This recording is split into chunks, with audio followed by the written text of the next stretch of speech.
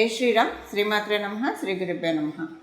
2024 సంవత్సరం జూలై 28వ తారీఖు నుంచి 2024 సంవత్సరం ఆగస్టు 3వ తారీఖు వరకు కూడా వార ఫలితాలు ద్వాదశ రాశుల వాళ్ళకి మరియు ద్వాదశ లగ్నాల వాళ్ళకి ఈ రాశి ఫలితాలు ప్రసాదించే గ్రహదేవతల యొక్క గ్రహ గమనాలు ఒకసారి చూద్దాం. వృషభ రాశిలో మంగళ గురు సంచారం, కర్కాటక రాశిలో రవి శుక్రుల సంచారం. శుక్రాచార్యుల వారు కర్కాటక రాశిలోంచి ఈ ఆగస్టు నెల ఫస్ట్ తారీఖు నుంచి సింహరాశిలోకి అడుగుపెట్టబోతూ ఉన్నారు. అక్కడ బుధుడి సంచారం సింహరాశిలో ఉంది. కేతు యొక్క సంచారం కన్యారాశిలో, వక్రించిన శనైశ్వరుడు కుంభరాశిలో ఉన్నాడు. అలాగే రాహుదేవుని సంచారం మీనరాశిలో జరుగుతూ ఉంది. అన్ని రాశుల్ని వేగవంతంగా చుట్టూ వచ్చే చంద్రభగవానుడు మేషరాశి నుంచి మిథున రాశి వరకు ఈ వారం మొత్తం కూడా ఆయన సంచారం సాగిస్తూ ఉన్నారు. ఈ వార ఫలాలు తెలుసుకోవడానికి ముందుగా ఒక చిన్న క్లారిఫికేషను, అందరికీ ఉండే సందేహము. ఇప్పుడు కొంతమందికి వాళ్ళ రాశి తెలుస్తుంది, కొంతమందికి వాళ్ళ లగ్నము రాశి రెండు తెలుస్తాయి. మీ లగ్నం, మీ జన్మ లగ్నం మీకు తెలిసి, మీ జన్మరాశి మీకు తెలిస్తే మీ రాశి ప్రకారం మీరు రాశి ఫలితాలు చూసుకుంటారు. మీ జన్మ లగ్నం మీకు తెలిస్తే కనుక ఆ లగ్నం ఏ రాశిలో పడిందో ఆ రాశి యొక్క ఫలితాలు కూడా చూసుకోవడానికి ప్రయత్నించండి. ఉదాహరణకి మీరు మేషరాశిలో పుట్టారు, కానీ మీ లగ్నం మీనలగ్నం అయితే మీరు మీనలగ్న ఫలితాలు కూడా, అంటే మీనరాశి ఫలితాలు కూడా మీరు చూసుకోవాల్సి ఉంటుంది. ఇప్పుడు రాశి మేషరాశి, లగ్నం కూడా మేషలగ్నం అయితే ఇంకొకటే రాశి ఫాలో అయితే సరిపోతుంది. ఇప్పుడు దీంట్లో బెనిఫిట్ ఏమవుతుందంటే లగ్నం ఏ రాశి అయిందో అది చూసుకోవడము, మన రాశి చూసుకోవడం వల్ల రెండిట్లో పాయింట్స్ని మనం ఎక్స్ట్రాక్ట్ చేసుకోవాలి. ఇప్పుడు మేషరాశి సపోజ్ ఏదైనా రాశి వాడికి బాగాలేదన్నారు అనుకోండి, మీ లగ్నం పడ్డ రాశి బాగుంది అనుకోండి, అప్పుడు అది యావరేజ్గా వెళ్తుందని మీరు అర్థం చేసుకోవాలి.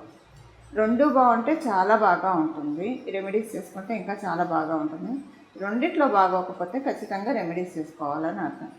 అయితే దీనికి తోడు మనం మీ జన్మ గ్రహస్థితిని కూడా పరిశీలించాలి.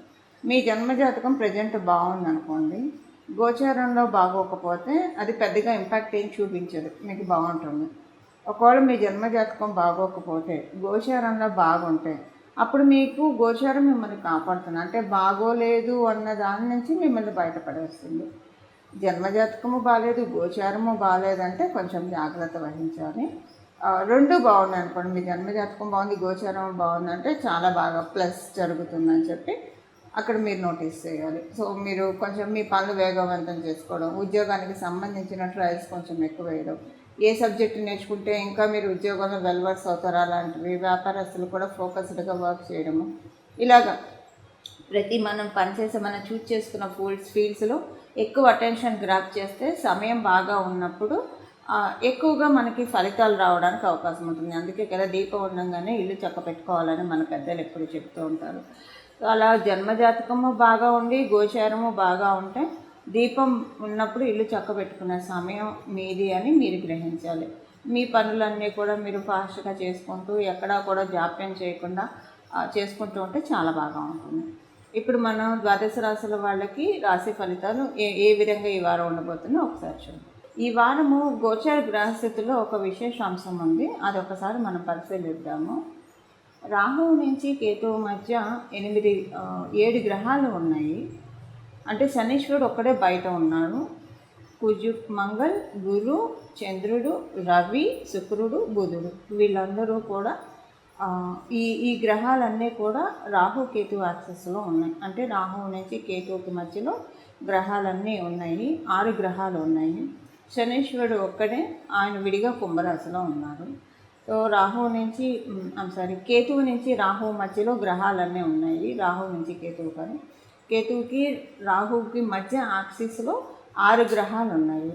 సో ఇది అపసవ్యంగా కేతువు అండ్ రాహు వీళ్ళిద్దరూ కూడా అపసవ్యంగా ట్రావెల్ చేస్తూ ఉంటారు. కాబట్టి సో కేతువు నుంచి రాహువుకి 6 గ్రహాలు ఉన్నాయి. ఇది ఒక మంచి ఇంపాక్ట్ అని చెప్పాలి. సో ఈ మంచి ఇంపాక్ట్ ఏ విషయాల్లో మనకి వర్కౌట్ అవుతుంది, ఇవన్నీ కూడా మన ద్వాదశ రాశుల వాళ్ళకి విడివిడిగా తెలుసుకున్నాము. ఈ ఇంపాక్ట్ మేజర్గా మనం కొన్ని పాయింట్స్లో చెప్పాలంటే కనుక 1, 2, 3 క్లుప్తంగా చెప్పాలంటే కనుక మేజర్గా మనశ్శాంతిని ప్రసాదిస్తుందండి, చాలా మనశ్శాంతిని ప్రసాదిస్తుంది. ఒక రకమైన ధైర్యాన్ని మనలో నింపుతుంది, ఒక స్ఫూర్తిని మనలో నింపుతుంది. మనం ఏదైనా కూడా ఎంత పెద్ద టాస్క్ ఉన్నా కూడా మనం నిర్వర్తించగలుగుతాం. ఇప్పుడు విద్యార్థినులకైతే కాంపిటేటివ్ సక్సెస్ చాలా బాగా ఇస్తుంది. ఇప్పుడు ఉన్న ఈ యాక్సెస్ నిస్సందేహంగా చాలా మంచి యాక్సెస్ ఇది. కాంపిటేటివ్ సక్సెస్ని చాలా బాగా ఇస్తుంది. అదే విద్యార్థులకి ఇప్పుడు లైఫ్లో ప్రతి ఒక్కరం కూడా ప్రతి విషయాన్ని కంపీట్ చేసుకుంటూ వెళ్ళాలి మన లైఫ్లో. సో అలా కంపీట్ చేసుకుంటూ వెళ్ళడానికి కూడా ఇప్పుడు గోచారంలో కేతువుకి మరియు రాహువుకి మధ్యలో గ్రహస్థితులు అన్నీ కూడా, లేదా రాహువు నుంచి కేతువుకి మధ్యలో 6 గ్రహాలు ఉన్నాయి. ఇవన్నీ కూడా వీటన్నిటికీ కూడా సపోర్ట్ చేస్తుంది. శనీశ్వరుడు ఒక్కడు బయట ఉన్నాడు. సో ఇది ఒక గుడ్ కాంబో అని చెప్పాలి. ఎందుకంటే వీళ్ళిద్దరూ అపసవ్య మార్గంలో వెళ్తాడు. కేతువు తర్వాత కన్యారాశి నుంచి తులారాశికి వెళ్ళాడు, సింహరాశికి వస్తాడు. రాహువు తర్వాత మీనరాశి నుంచి మేషరాశికి వెళ్ళాడు, ఆయన వచ్చేది కుంభరాశిలోకి వస్తారు. సో ఇప్పుడు అపసవ్యంలో గ్రహాలన్నీ, అంటే ఈ రాహుకేతు యాక్సిస్లో అపసవ్యంలో గ్రహాలన్నీ ఉన్నాయి కాబట్టి ఇది ఒక మంచి స్ఫూర్తిని, ధైర్యాన్ని తెస్తుందండి. చాలా విషయాల్లో చాలామందికి ఏదన్నా చేద్దామని వాళ్ళు వెనకంచి వేసుకొని ఉన్నా, లేదా ఇన్నాళ్ళు వాళ్ళు ఎంత ఎఫర్ట్ పెడుతున్నా వాళ్ళకి సరైన గ్రోత్ రాలేదని అనుకున్న వాళ్ళకి ఇలా అందరికీ కూడా చాలా మంచి శుభ ఫలితాన్ని ఇప్పుడు ప్రజెంట్ అందించబోతున్నాయి గోచరంలో ఉన్న గ్రహ దేవతలు. ఇప్పుడు మనం విడివిడిగా ఒక్కొక్క రాశుల వాళ్ళకి ఈ ఇంపాక్ట్ ఏ విషయాల్లో మంచి చేయబోతున్న అంశం మనం ఇక్కడ చూద్దాము. వృషభ రాశిలో పుట్టిన వాళ్ళకి ఈ వారము స్టార్టింగ్లో అయితే కొంచెం డబ్బు ఖర్చు అనిపిస్తుంది. తర్వాత ఇంకంతా కూడా డబ్బుల విషయంలో చాలా ప్రశాంతంగా ఉంటుంది. అలాగే మీ మాటకి విలువ పెరుగుతుంది. కమ్యూనికేషన్ కొంచెం ఎక్కువగా ఉంటుంది ఈ వారము కేతువుకి మరియు రాహువుకి మధ్యలో ఉన్న ఈ గ్రహస్థితిలో ఈ గ్రహ సంపత్తి లేదా రాహుకేతువుల మధ్యలో ఉన్న ఈ గ్రహ సంపత్తి మీకు ఏ విషయాల్లో అనుకూలత చేరుస్తుందంటే మీ కమ్యూనికేషన్ విషయంలో చాలా బెటర్మెంట్ వస్తుంది. కమ్యూనికేషన్స్ విషయంలో చాలా బెటర్మెంట్ వస్తుంది. సెల్ఫ్ ప్రోగ్రెషన్కి మెయిన్ మీలో ఒక మంచి ధైర్యము, ఆత్మవిశ్వాసం వస్తుంది. మీ జీవితంలో ఉన్న చిక్కుముడి నుంచి మీరు బయటపడిపోతున్నారు అన్న ఫీలింగ్ మీకు వస్తుంది. అంటే ఏదో ఒక సమస్యతో మీరు నలిగిపోతూ ఉంటే కనుక డెఫినెట్గా రాబోయే రోజుల్లో ఈ సమస్య నుంచి బయటపడతాను, ఒక మంచి స్కోప్ దొరుకుతుంది, ఒక మంచి వే చూపిస్తుంది మీకు డెస్టినీ. ఆ మంచి వే చూపించడం వల్ల డెఫినెట్గా మీకు ఇక్కడ ఒక సంతోషము, సంతృప్తి మరియు ధైర్యము, ఆత్మబలం చాలా ఇంపార్టెంట్. ఆత్మబలం బాగా పెరుగుతుంది ఈ వారం. వృషభ రాశిలో పుట్టిన వాళ్ళకి కావచ్చు, లేదా వృషభ లగ్నంలో పుట్టిన వాళ్ళకి, ఇద్దరికీ కూడా ఈ పాయింట్ అప్లికేబిలిటీ ఉంటుంది. అలాగే మీకు జర్నీస్ ఎక్కువ చేస్తారు. మీకు కనుక గవర్నమెంట్కి సంబంధించిన పెండింగ్ పనులు ఏమైనా ఉంటే అవన్నీ కూడా ముందుకు సాగుతాయి. మీరు ఒకవేళ గవర్నమెంట్ ఎంప్లాయీస్ అయ్యి ఉంటే కనుక మీకు ఇంకా బాగుంటుంది. అంటే మీరు వృషభ రాశిలో పుట్టి లేదా వృషభ లగ్నంలో పుట్టి మీరు గవర్నమెంట్ సెగ్మెంట్లో చేస్తూ ఉంటే చాలా చక్కగా ఉంటుంది. విద్యార్థినులు మీ హెల్త్ పట్ల కొంచెం జాగ్రత్త వహించాలి. స్లైట్గా ఈ వారము హెల్త్ డిస్టర్బెన్సెస్ రావడానికి ఛాన్సెస్ ఉంది. ఇది విద్యార్థినులకి అప్లికేబిలిటీ ఉంటుంది. ఒకవేళ మీ పిల్లలకి కూడా, మీరు వృషభ రాశి లగ్నంలో పుట్టి మీకు పిల్లలు ఉంటే అప్పుడు మీరు విద్యార్థినులు కాదు కాబట్టి మీ పిల్లల హెల్త్ విషయంలో కొంచెం జాగ్రత్తగా ఉండాలి. స్లైట్గా హెల్త్ ప్రాబ్లం, ఫీవర్ ఇలాంటివి రావడానికి అవకాశం ఉంది ఈ వారంలో ఉన్న గోచర గ్రహస్థితుల రీత్యా. ఇంటికి సంబంధించిన చర్చలు ఎక్కువ అవుతాయి. ఇంట్లో కొన్ని, అంటే ఏదైనా కొనుక్కోవాలంటే ఇప్పుడు ఎందుకులే అని ఆలోచించే వస్తువులు ఈ వారంలో కొనడానికి మీకు సమకూరుతాయి. డబ్బులు సమకూరటం కావచ్చు, లేదా ఎప్పటి నుంచో డిలే చేస్తూ వచ్చి మీకు టైం కుదరక కావచ్చు, ఏ గ్రౌండ్లో అయినా మీరు డిలే చేస్తూ ఉన్నది ఈ వారం మీకు ఇది డెఫినెట్గా చేసేద్దామని చెప్పేసి ముందు ఇనిషియేషన్ తీసుకునే అవకాశము ఈ వారం చాలా చక్కగా ఉంది. వీటన్నిటికీ కూడా వృషభ రాశి మరియు వృషభ లగ్నంలో పుట్టిన వాళ్ళకి ఈ వారంలో అనుకూల అంశాలు ఇలా ఉన్నాయి. ఇప్పుడు అంటే హెల్త్ ప్రాబ్లం ఒకటే ఉంది. దీనికి మనం ఇప్పుడు చెప్పబోయే పరిహారం ఒకటి చేసుకుంటూ, దాంతోపాటు భగవంతుడికి ప్రతిరోజు కూడా మీరు ప్రత్యేకించి చేసుకోవాల్సింది ఏంటంటే, ప్రతిరోజు భగవంతుడికి గంధం సమర్పించడము. మీ దగ్గర చక్కగా గంధపు చెక్క ఉంటే కనుక గంధపు సానపట్టి గంధం సమర్పిస్తే మంచిది. లేదా కనీసం కొనుక్కొచ్చిన గంధమైనా సరే అది భగవంతుడికి సమర్పించడం వల్ల ఈ పిల్లలకి హెల్త్ ప్రాబ్లమ్ ఉంటుందని చెప్పాను కదా, ఆ పాయింట్ క్యాన్సిల్ అవుతుంది. అంటే మరీ ఎక్కువ హెల్త్ ప్రాబ్లం కాకుండా, ఇప్పుడు ఏదో వైరల్ ఫీవర్ రావాల్సింది స్లైట్గా జలుబు చేసి జలుబు తగ్గడంతో పోతుంది. ఇదే విద్యార్థినులకి కూడా సేమ్ ఇదే అప్లికేబిలిటీ ఉంటుంది. విద్యార్థులు ఇంత ఓపికగా చేయలేరు కాబట్టి తల్లిదండ్రులు వారి తరఫున చేయవచ్చు. మీది వృషభ రాశి వృషభ లగ్నం కాకపోయినా మీ పిల్లలది వృషభ రాశి వృషభ లగ్నం అయితే కనుక వాళ్ళ తరఫున మీరు పరిహారం చేయొచ్చు. చాలా చక్కగా ఉంటుంది. ఇది ఈ వారం యొక్క ఫలితాలు వృషభ రాశి మరియు వృషభ లగ్నంలో పుట్టిన వాళ్ళకి. చూసారు కదండి మీ రాశి యొక్క ఫలితాలు. ఇప్పుడు ఏ పరిహారం చేసుకుంటే చక్కటి ఫలితాలు ఉంటాయి ఈ వారం మొత్తం కూడా అదొకసారి మనం పరిశీలిద్దాము.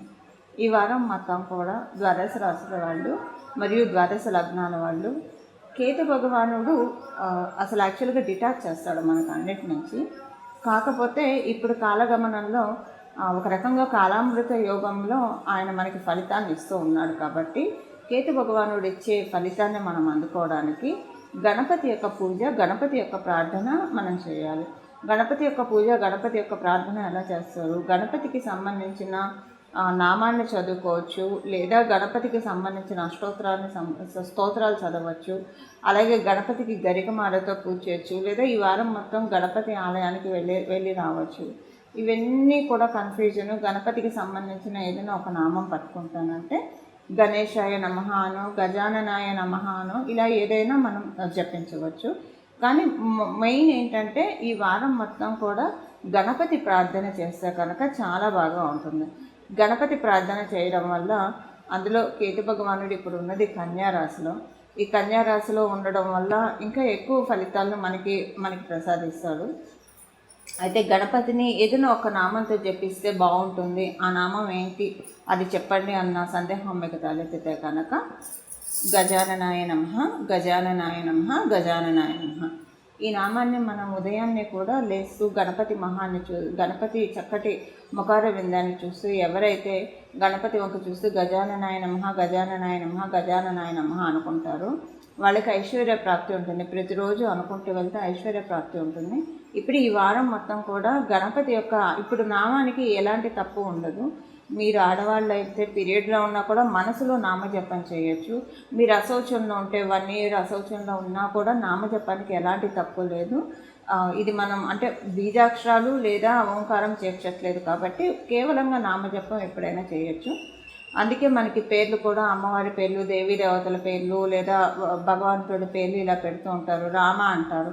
ఇప్పుడు ఒక తల్లి పిల్లాన్ని పిలవాలంటే పీరియడ్లో ఉన్న రామ ఇలా రారా అంటుంది. కానీ అదే నేను పీరియడ్లో ఉన్నాను పిలవకూడదు దేవుని నామం అని ఆగరు కదా. అంటే ఇక్కడ నేను చెప్పే విషయం ఏంటంటే నామజపానికి ఎలాంటి దోషము లేదు. సర్వకాల సర్వావస్థల్లో కూడా మనం నామజపాన్ని చెప్పించవచ్చు. సో అలా గజాననాయ నమః, గజాననాయ నమః, గజాననాయ నమః అనే ఈ నామాన్ని కనుక జపిస్తే కనుక చాలా చక్కటి ఫలితాలు మనకి లభిస్తాయి. సో ఈ వారం అంతా కూడా గజాననాయ నమః, గజాననాయ నమః, గజాననాయ నమః అనే నామాన్ని జపిస్తారా, లేదా గణపతికి సంబంధించిన మీకు ఇంకా ఏదైనా ఒక నామాన్ని మీరు పట్టుకున్నా సరే చక్కటి ఫలితాలు ఉంటాయి. ఇలా గణపతిని ఈ వారం మనం ఆశ్రయిద్దాము. మన జీవితంలో ఉన్న ఆటంకాలన్నీ కూడా ఆయన చిటికలో తొలగించేస్తారు. ఆదో పూజో గణాధిపః అని చెప్తారు. మొదటగా గణపతినే మనం పూజిస్తాము. సో మనం ప్రతిరోజు గణపతి యొక్క నామస్మరణ చేస్తే కనుక ఈ వారము చాలా అంటే చాలా చక్కటి శుభ ఫలితాలు మనందరికీ కూడా తటస్థిస్తాయి. మంగళం. నమో భగవతే వాసుదేవాయ.